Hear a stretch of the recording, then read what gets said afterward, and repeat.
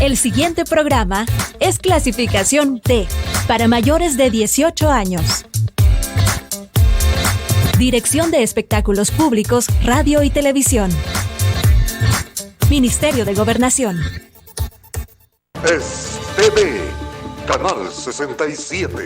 Presenta una entrevista con veracidad, profesionalismo, carácter y objetividad. Iniciamos con Casos y Soluciones, conducido por Alfredo Villarreal.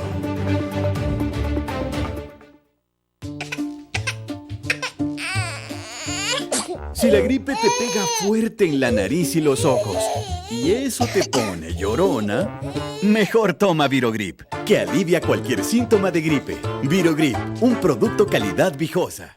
Hola, ¿qué tal amigos televidentes? Qué gusto es volver a saludarles a través de esta señal de STV, Canal 67, en su programa Casos y Soluciones. Y como decimos siempre, aquí veremos cómo está la situación, pero también trataremos de dar las alternativas de cada situación.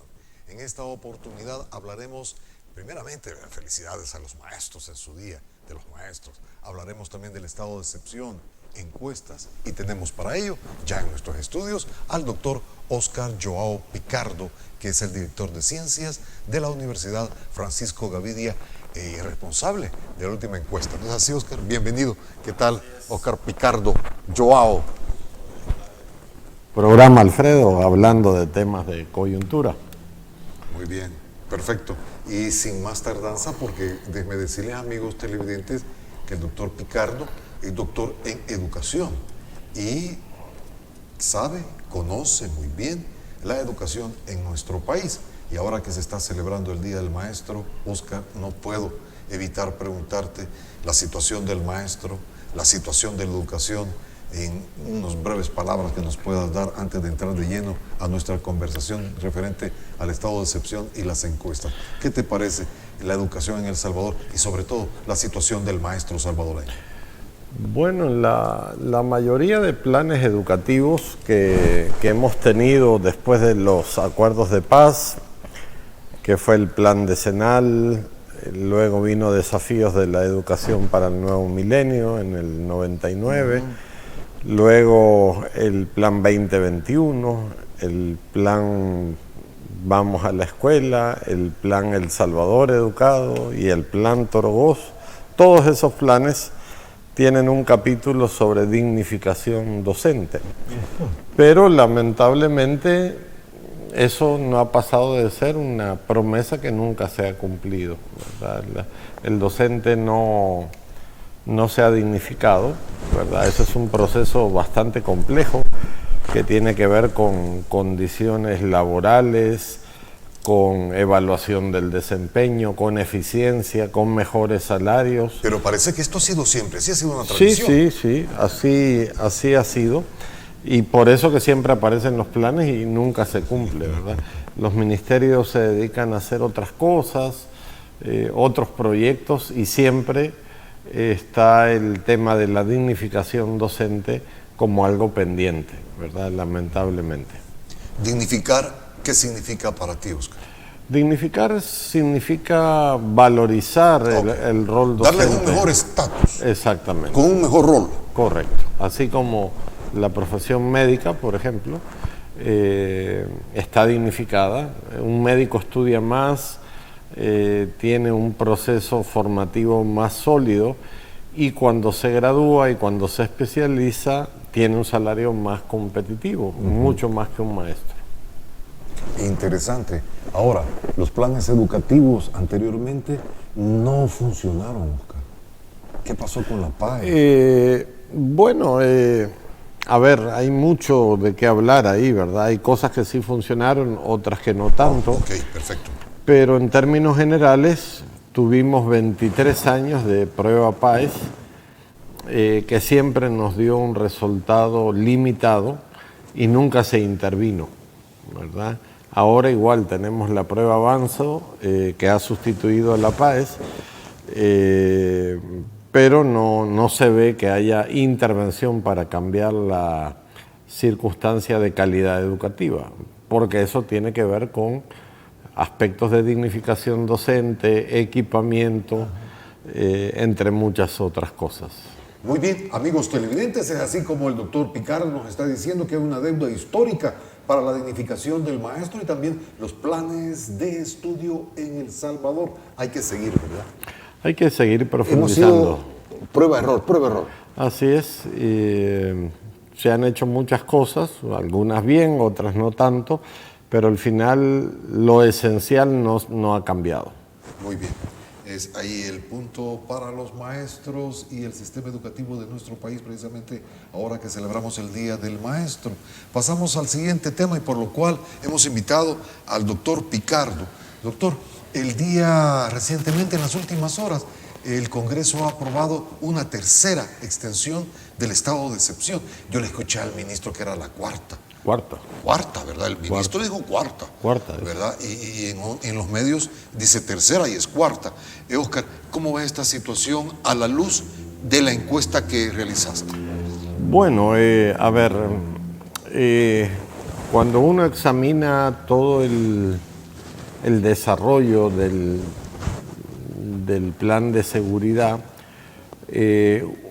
uno puede interpretar que este estado de excepción no estaba en el plan, ¿verdad? Este es producto de los 80 asesinatos que hubo. Correcto, en marzo. No es que estuviera... No, exactamente. Si esta etapa que estamos viviendo ahora se hubiese vivido al inicio, hace 3 años, quizás uno dijera, esto tiene lógica, ¿verdad? Primero un estado de excepción, capturamos a todos los pandilleros que haya que capturar, luego vendrá la fase 1, 2 o 3 o 4, ¿verdad? Etcétera. Pero la evidencia que hay es que primero había un plan que no conocíamos muy bien, luego de casi 3 años hubo un episodio que marcó un quiebre, que fueron los homicidios de marzo, luego viene el estado de excepción y ahora viene la megacárcel para terroristas. Entonces, de San Vicente. Sí, todo esto no encaja en un esquema de un plan, es otra cosa quizás más compleja y como no hay mucha información no entendemos muy bien, pero sí la gente ha valorado muy bien en la encuesta el estado de excepción, la captura de pandilleros, que era una deuda histórica también de hace muchos años, que todos hablaban de mano dura, de super mano dura, y hasta ahora se está viendo ese episodio que está bien evaluado por la ciudadanía. Es decir, los anteriores planes como mano dura y todos ellos no dieron los resultados que están ofreciendo en la actualidad. No hubo un sistema un entramado tan complejo como el de ahora, porque lo que llama la atención de este periodo que estamos viviendo, primero que se monta un estado de excepción, que antes nunca se había instalado.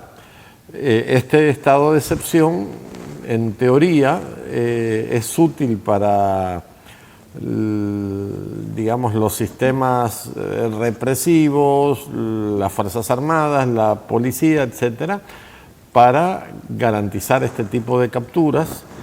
Hemos visto también una alta efectividad en ir a buscar a los pandilleros.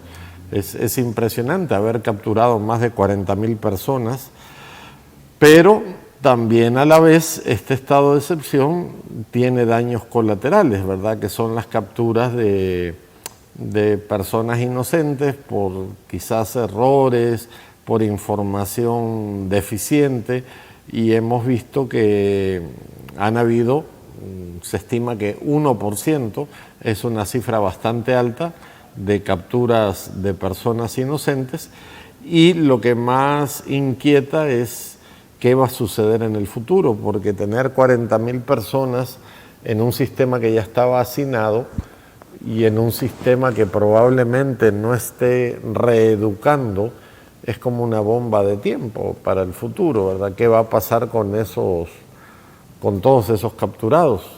¿Cuál será el devenir? porque ahora están construyendo una cárcel más grande, pero igual hay muchas preguntas y pocas respuestas. Vamos a ver, en toda esta clase de operaciones que se habla, siempre hay un margen de error. Siempre, en todo conflicto, en toda guerra, en todo operativo, lamentablemente hay daños colaterales y a veces hay un margen de error, pero creo yo que las autoridades tienen que buscar minimizarlo, es decir, uno entiende que están haciendo capturas de pandilleros, pero cuando capturan a alguien que no tiene antecedentes, deberían de tener algunas herramientas para reaccionar rápido y ponerlo en libertad, ¿verdad? Y no llevar a esa persona a pasar 1 o 5 o 10 noches en un centro de reclusión en condiciones inhumanas. Deplorables. Hemos tenido la información que han sido librados, Oscar, 450 personas que no tenían nada que ver. Claro. Pero vemos la otra cara de la moneda, 20 muertos en los penales de María También, Manzano. exactamente. Sí, Entonces, hay gente... ¿Quién es responsable? ¿Quién va a responder a esto? Correcto, en teoría las autoridades, pero El Estado, ¿no? El Estado debería usa de poder. responder, sobre todo si esos muertos son inocentes, eran personas que no tenían antecedentes y murieron siendo inocentes, ¿verdad? Eso sería, o sea, ninguna muerte se justifica, aunque sea el más cruel de los pandilleros, pero digamos da dolor para muchas familias de que capturen a un joven que no tiene antecedentes, que pase, digamos, una mala experiencia y que encima muera en el centro penal, ¿verdad? Bueno, están cobrando experiencia las autoridades. Sí, pero es a un Pero, costo muy alto, ¿verdad? costo. Un costo muy alto. Yo creo que uno siempre tiene que ponerse en los zapatos del otro, ¿verdad? Y si fuera un familiar de un alto comisionado, de un ministro, no fuera aceptable, ¿verdad? Ahora bien, a todo esto, la población, porque hemos visto la encuesta que tu departamento hizo de ciencias, que la gente no lo ve, la gente lo que le ha gustado es el estado de excepción, llevarse. Claro. En ello no repara, en la otra cara de la moneda. Sí, La gente está contenta, sí. Sí, mientras no toque tus intereses y no se te acerque a ti el problema, la gente lo celebra. Hay encuestas de años anteriores, me acuerdo de haber visto un par de encuestas de la UCA desde hace 5 años, en donde la gente demandaba un gobierno autoritario, ¿verdad? Aquí siempre...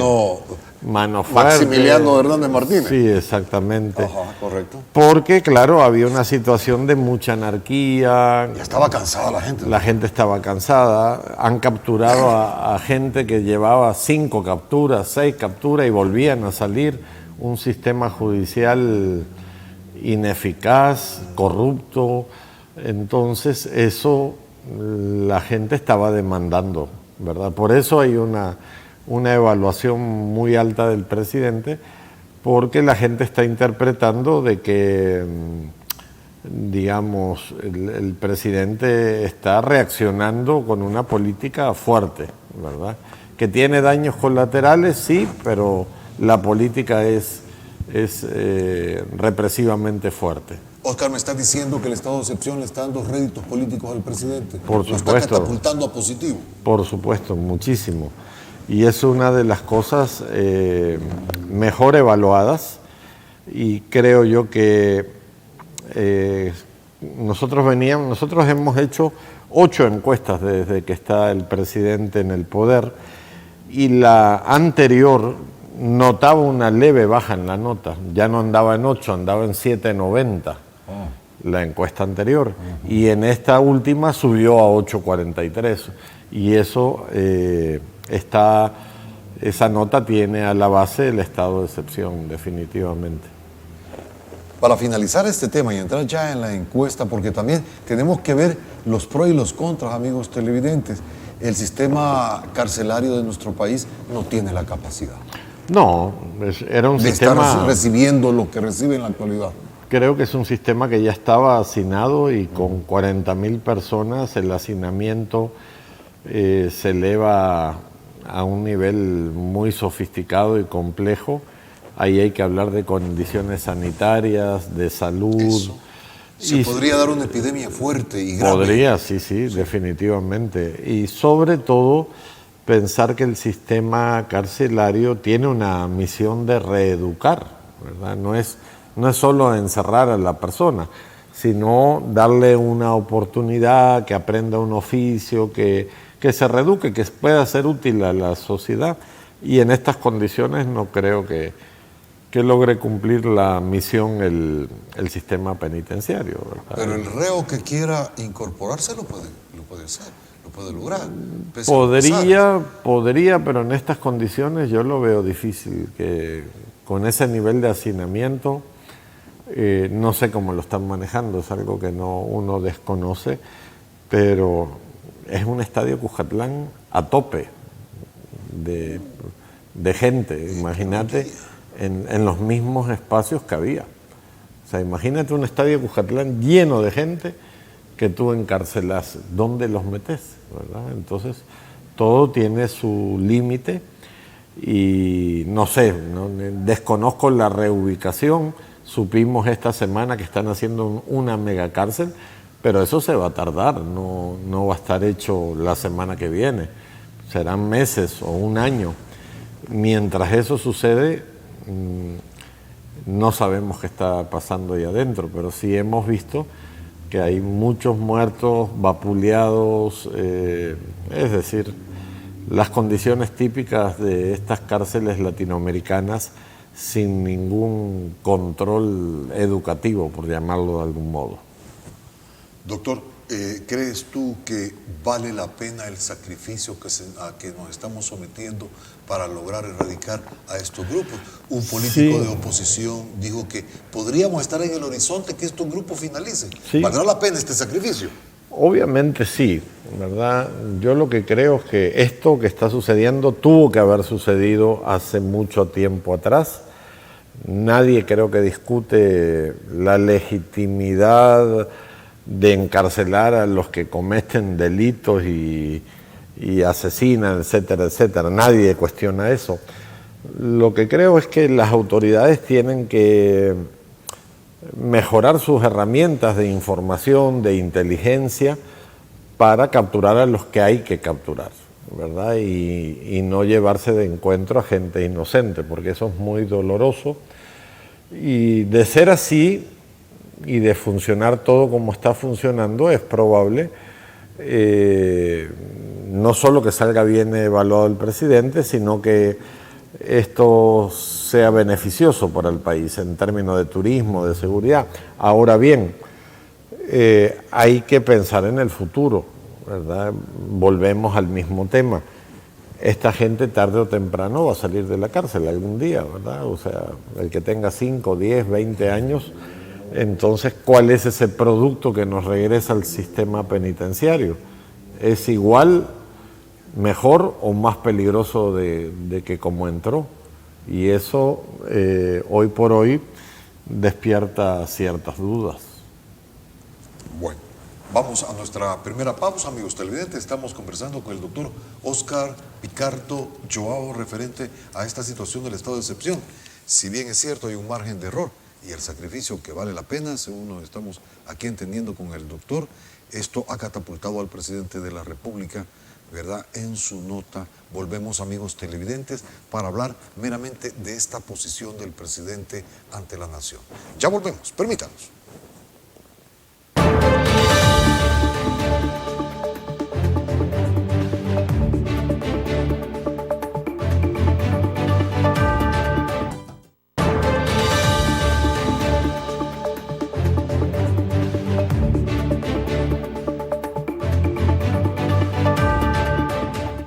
Conversando, amigos televidentes, con el doctor Óscar Joao Picardo. Él es el director del Instituto de Ciencias de la Universidad Francisco Gavidia.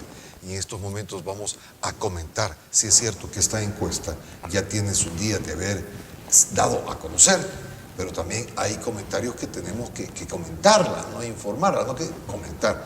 Así que le pido a producción que si vamos ya por la primera placa, para que el doctor Picardo nos vaya desarrollando, porque dicen, doctor, que bien, Oscar, tanto la UCA, la Universidad Francisco Gavidia, y la de la prensa gráfica fueron similares. Sí, fueron encuestas que arrojaron un resultado similar. Cada una tiene matices, digamos, con algunas preguntas diferentes. Pero sí, en términos generales se parecen mucho. La nota del presidente, por ejemplo, está en un rango muy similar. Mire, amigo televidente, vamos a ver, Oscar, y ahora te digo, ¿para qué sirven las encuestas? Bueno, eso es una buena pregunta, ¿verdad? Las encuestas son una foto de un momento, ¿verdad? Una foto que tiene sentido cuando uno lee un conjunto de encuestas que te permite ver una tendencia. Una encuesta sola o aislada, digamos, no te da mayor información.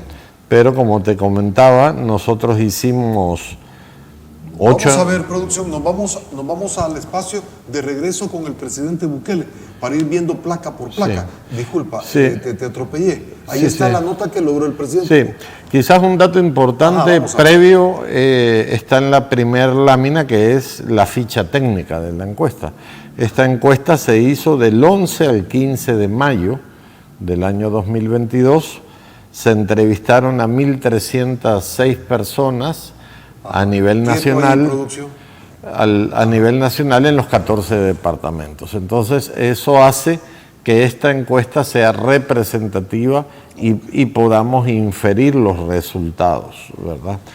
Y bueno, como veíamos en la lámina de la evaluación de la nota del presidente, volvemos ahí, producción. Tiene una nota de 8.34, que es una nota alta para hacer un tercer año de gobierno. ¿Algún presidente había obtenido esto antes? No, en los últimos años, después de los acuerdos de paz, ya al llegar al tercer año estaba en un periodo de inicio del desgaste político. O sea, las buenas evaluaciones eran año 1, año 2, y ya en el tercer año empezaba a bajar. Caso de Mauricio Funes o Antonio Saca o cualquiera de los demás presidentes. Ahora, ¿por qué no podemos explicar ese 8.34 que tiene el presidente? Bueno, es un conjunto de aspectos. Uno, ya lo comentamos, el estado de excepción, la forma de comunicarse, la entrega de computadoras, la entrega de los $300 en pandemia, la entrega de los paquetes alimenticios. Es decir, este presidente, a diferencia de otros, ha sido primero mucho más ejecutor, mejor comunicador y más efectivo en acercarse a la gente con cosas concretas, cosas que no hicieron los demás. Además tiene un discurso muy disruptivo en un escenario donde la gente estaba muy frustrada y muy enojada por los grandes casos de corrupción que vivimos. Entonces yo creo que el presidente ha capitalizado todo eso y hay una atmósfera también, yo lo he dicho de diversas maneras, pero hay casi un comportamiento religioso. La gente cree en el presidente, ¿verdad? Y él tiene la capacidad de transferir. Por eso, al ver las demás notas, por ejemplo, la nota de la primera dama. Ok, pasemos por favor sobre la siguiente placa. Notemos que él tiene 8.32. Él tiene 8 puntos, ahí está la dama. Esa es la nota de la primera dama. 8.08. Y si avanzamos un poquito más a la siguiente lámina, vamos a ver las notas. Aquí está la nota del vicepresidente. Ves que baja. Y la siguiente, que son de la Asamblea y de los diputados de Nuevas Ideas. Vamos a ver la siguiente placa. Sí, ahí estamos. 709 tiene la Asamblea. Nota que nunca ha tenido la Asamblea. en su conjunto como asamblea. En su historia. En su historia. Quiere siempre. decir que era -5. Normalmente andaba entre 3 y 4. En la nota para la asamblea. Sí. 3 y 4. Y la siguiente, que es la de los diputados de Nuevas Ideas, 7-17. ¿Y esto a qué se debe? A la sombría del presidente. Exactamente. Este presidente tiene esa capacidad de transferir su imagen a lo que él, digamos, indica que está en el camino correcto. Por eso, cuando vemos las notas de todos los ministros, que es un cuadrito que está más adelante, todos se parecen, cosa que antes no sucedía. Cuando tú veías las notas de los ministros, que es un cuadro donde estamos evaluando.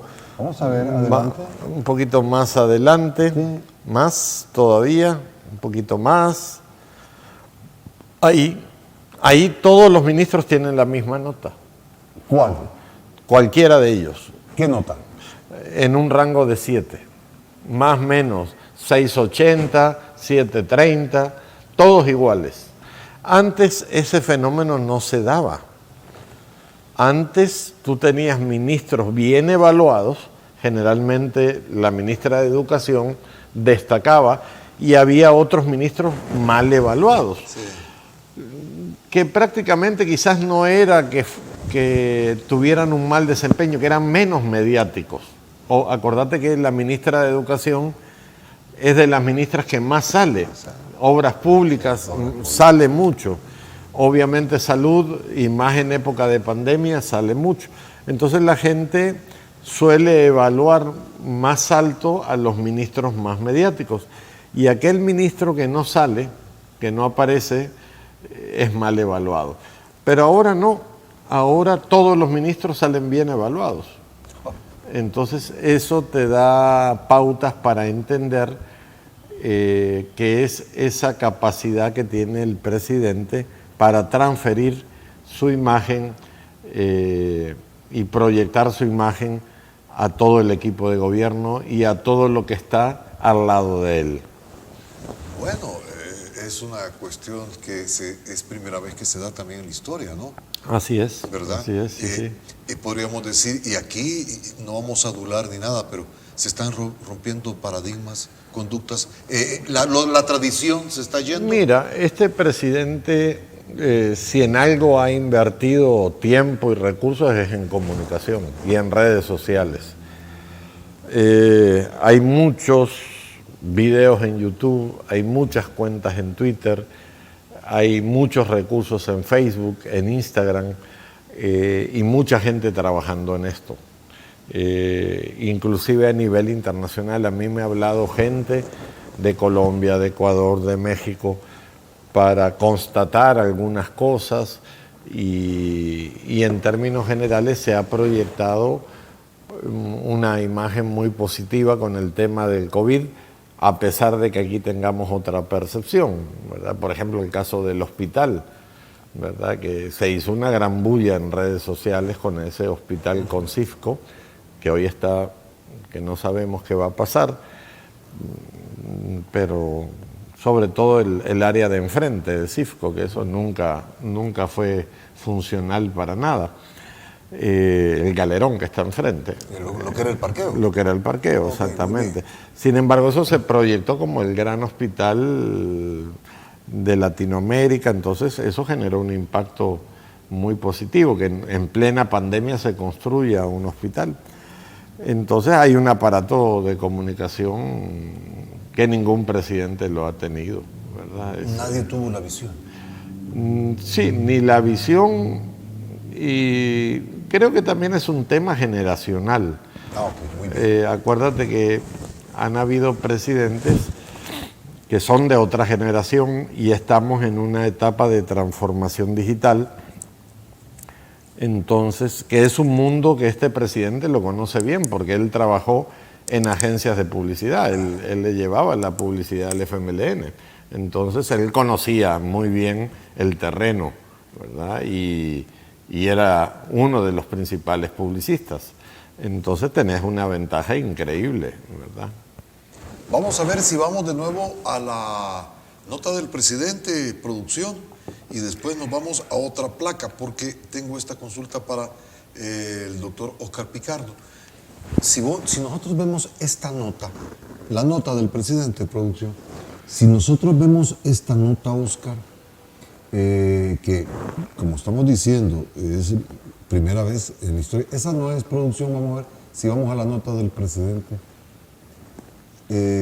mi consulta sería, ¿cómo quedan los detractores del presidente ante esta nota? Pues mira, hay una crítica muy... Por un lado está el trabajo de la oposición, obviamente. El presidente también ha generado muchos enemigos políticos que no son de la oposición, pero que sí son enemigos políticos. Ha abierto varios frentes. Ha abierto varios frentes, se ha peleado con muchos medios, con universidades, con gremiales, con ONGs.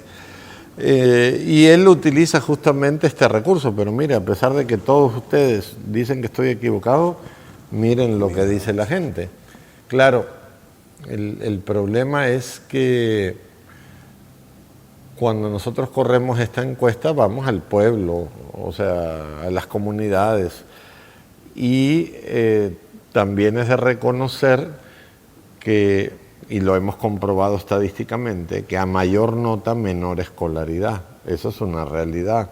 Es decir, la gente que tiende a evaluar con notas más altas de 9 y 10 es la gente, digamos, de menor escolaridad, pero que sí están recibiendo los beneficios del gobierno que antes no recibían, ¿verdad? En eso hay que decirlo muy claro.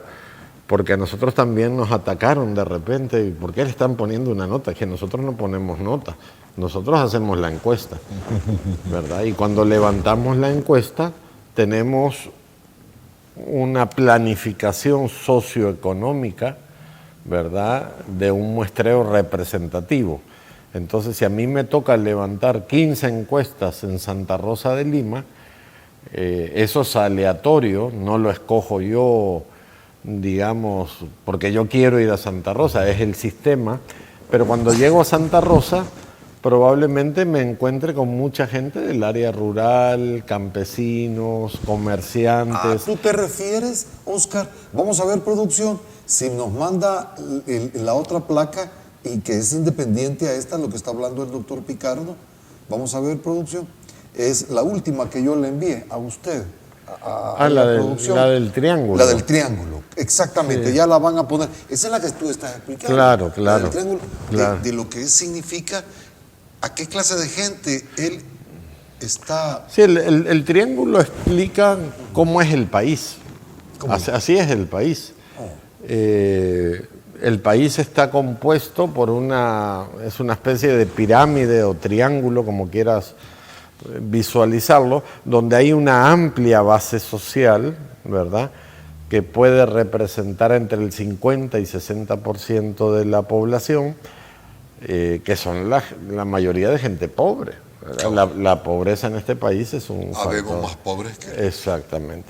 Luego, ahí está. A ver si la puede acercar un poquito más, mi querido Walter. Sí, esa franja azul que vemos a la base es la gran masa poblacional, ¿verdad? Perfecto. Arriba de esa franja azul... No, esa franja azul, la masa poblacional, ahí están, ¿qué tipo de salvadoreños?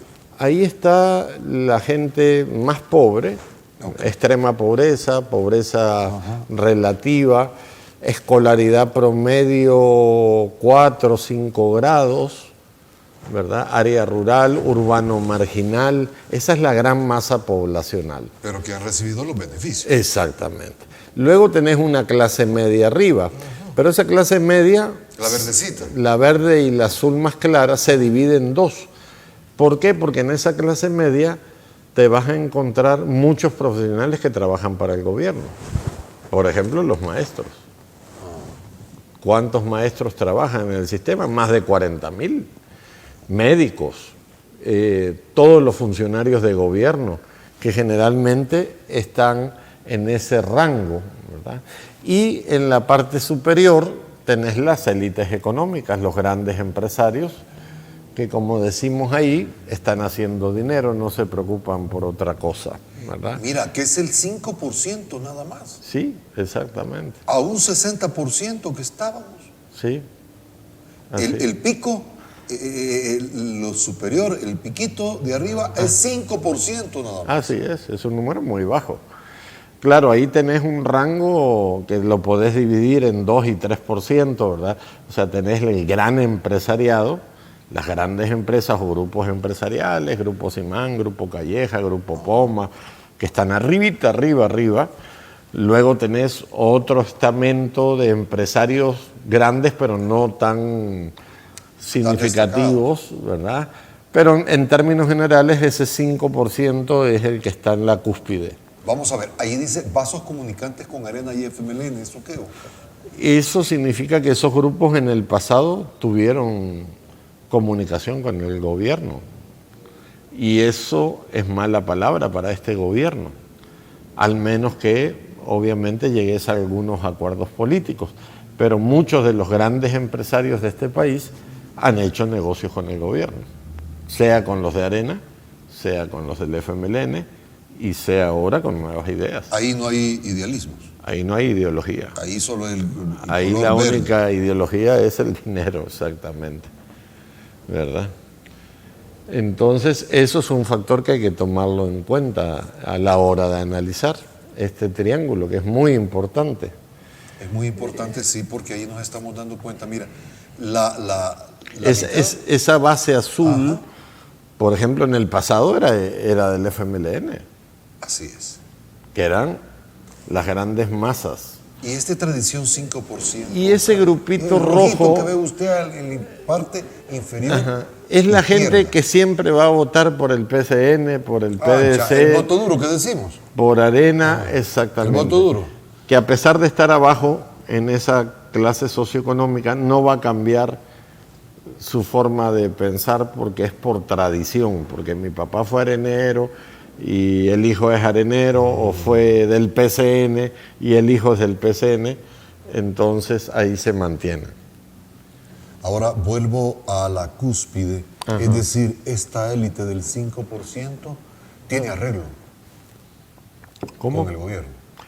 Algunos sí, son proveedores. La pregunta que tú tenés que hacerte, por ejemplo, ¿quién le dio en gran parte los paquetes alimenticios? ¿De dónde salieron? ¿O de dónde sale, qué sé yo, los materiales de los grandes proveedores, verdad? Qué sé, en cualquier sector, ¿verdad? ¿Puede gobernar un presidente teniendo a la oligarquía en contra? Es difícil.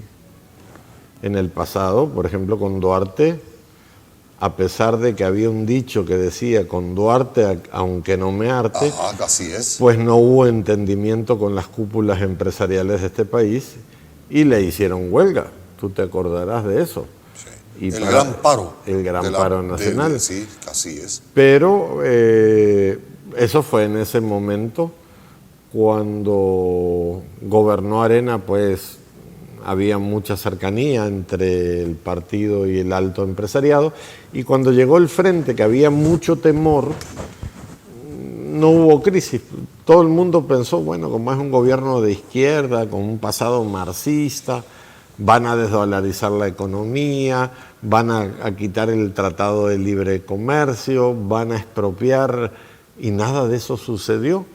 Entonces, por el contrario, hubo una relación bastante armoniosa y creo que ahí aprendieron los empresarios a convivir con la política y a seguir haciendo dinero, no como lo que pasó en la época de Duarte.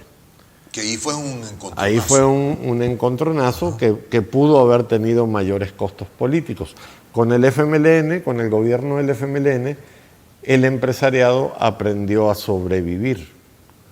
Y ahora siguen más que sobreviviendo con buena relación. Interesante, y es como dice, es una muestra del momento, ¿verdad? Para eso te sirve. Correcto. La encuesta, ¿qué es lo que estamos haciendo? ¿Cómo Correcto. Estamos en este momento? Así es. Perfecto. Es una foto. Vamos a nuestra segunda pausa, amigos televidentes. Volvemos con el doctor Óscar Picardo Joao para la despedida y la conclusión de esta interesante conversación que, bueno, así está nuestro país. No nos cambie, ya volvemos.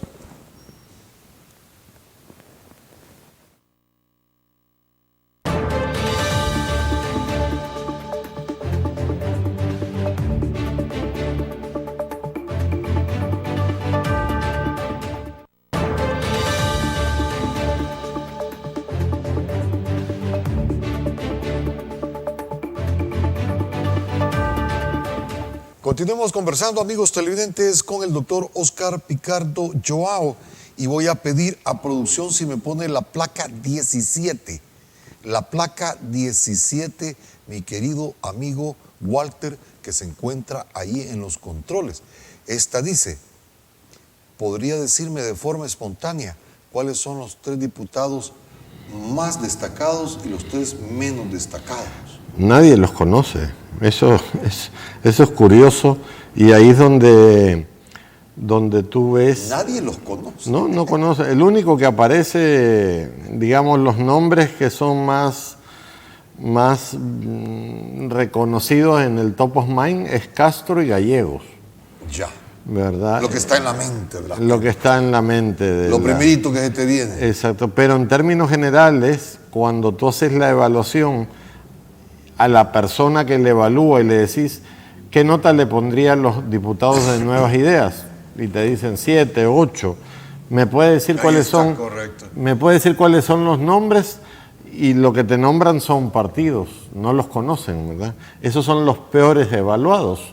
Igual, si tú ves FMLN, Arena, y en menor medida Portillo Cuadra. Pero en términos generales la gente no los conoce, ¿verdad? A nivel nacional.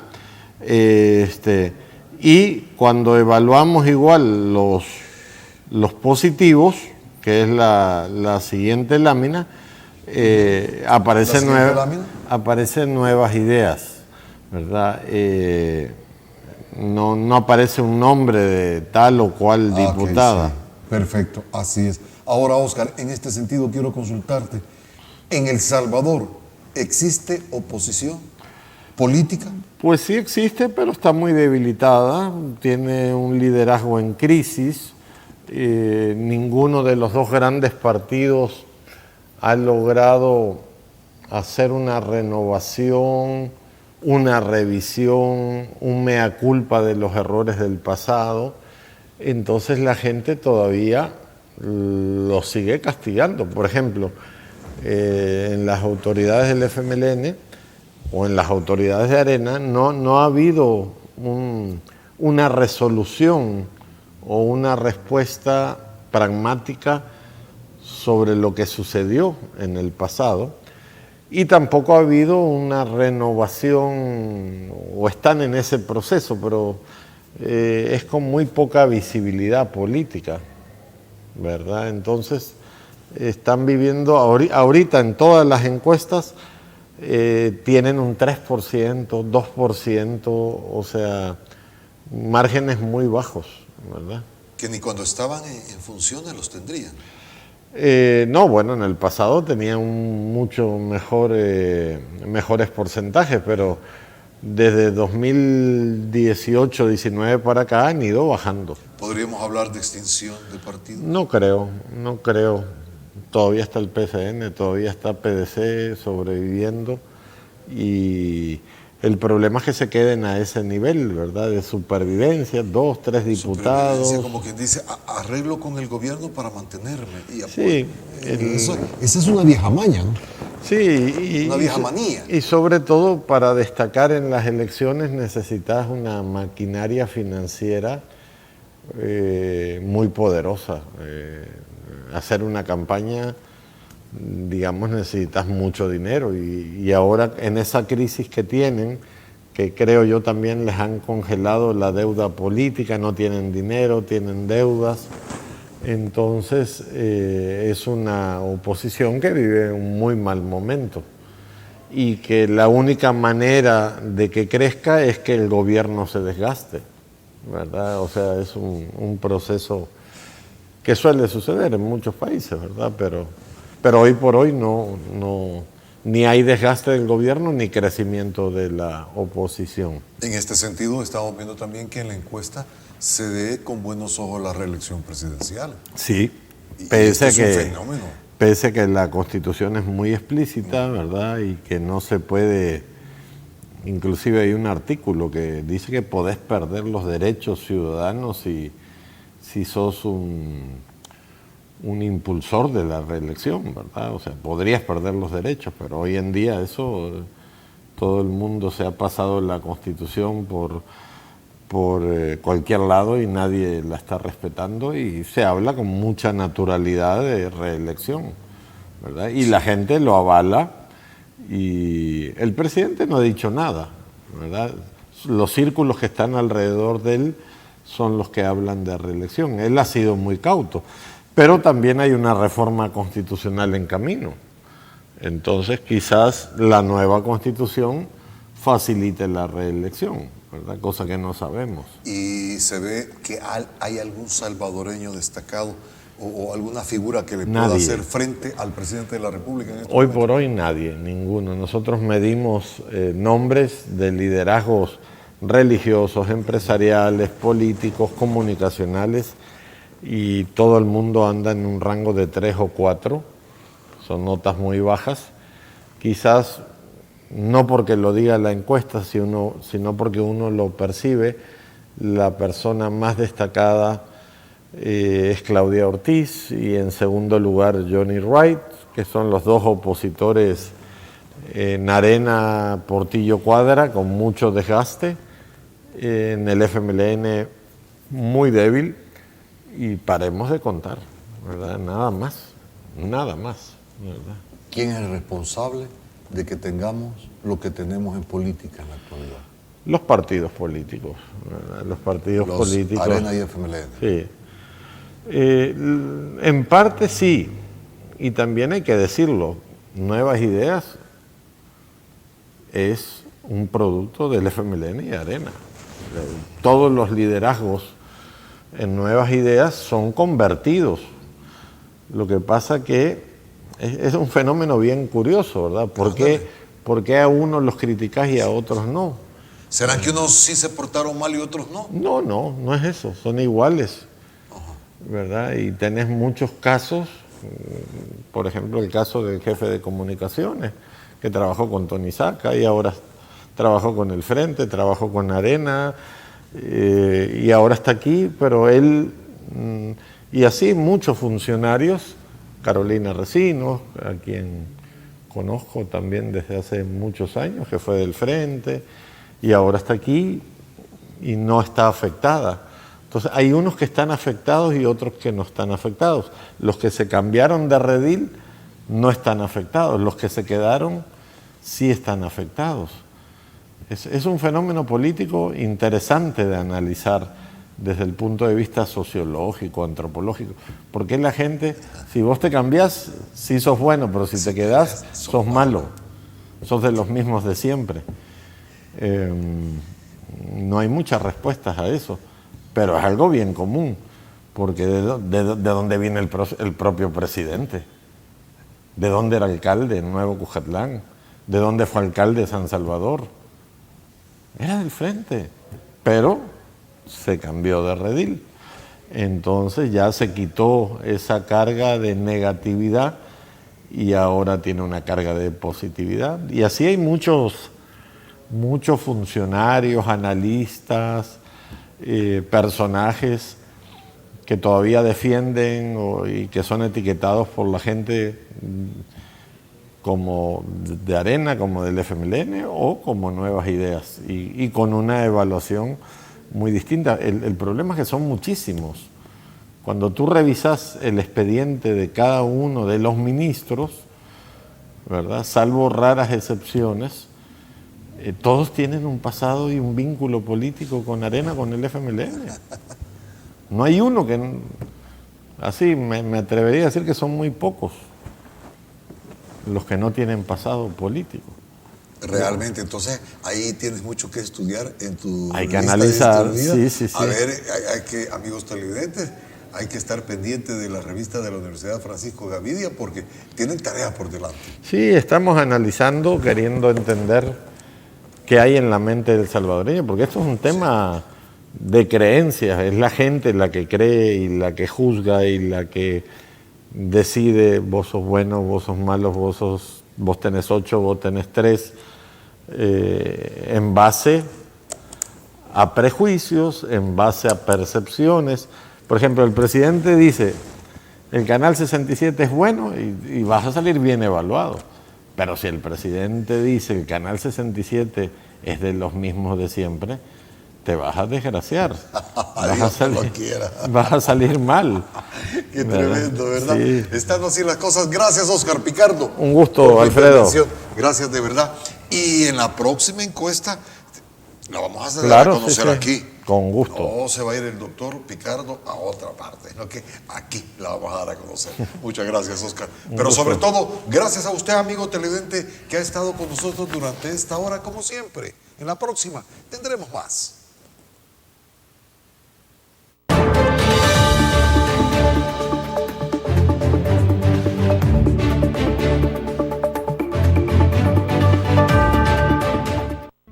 Los conceptos vertidos en el programa anterior son responsabilidad directa de quien los emitió. En ningún momento representan la línea editorial de esta estación televisora.